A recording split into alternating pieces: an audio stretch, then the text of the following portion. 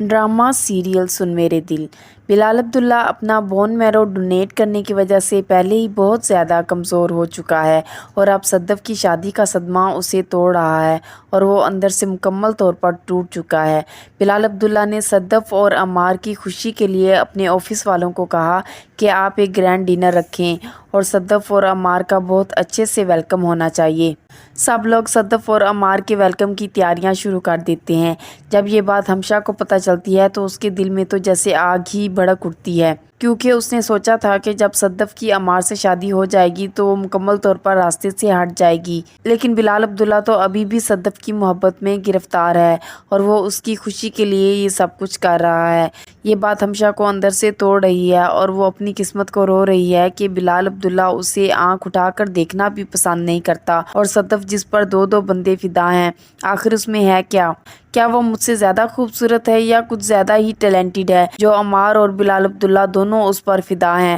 عمار اور صدف آپس میں کافی زیادہ خوش ہیں، لیکن ہمشا یہ بات اپنے دماغ میں بٹھا لیتی ہے کہ اس نے بلال عبداللہ کے خلاف دونوں کو تیار کرنا ہے، جس کی وجہ سے وہ صدف کے پاس بھی جا کے یہی کہتی ہے کہ مجھے لگتا ہے کہ تم دونوں کو اس کی دی ہوئی ساری چیزیں واپس کر دینی چاہیے۔ وہ جتنی تم دونوں پر عنایات کر رہا ہے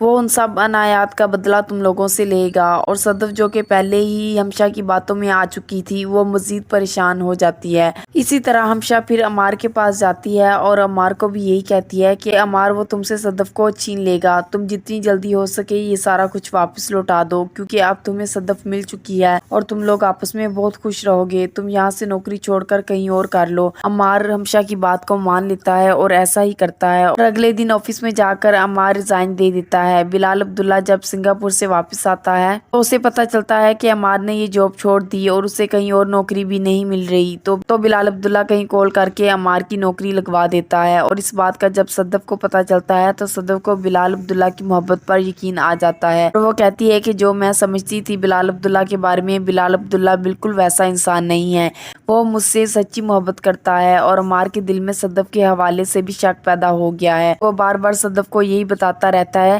کہ یہ جو کچھ بھی اس کے پاس آج ہے یہ صرف اور صرف تمہاری بدولت ہے، کیونکہ بلال عبداللہ نے یہ تمہیں سب کچھ دیا ہے، مجھے نہیں۔ صدف اسے مسلسل یہی سمجھا رہی ہوتی ہے کہ تم کس کو چاہتے ہو یا مجھے کون چاہتا ہے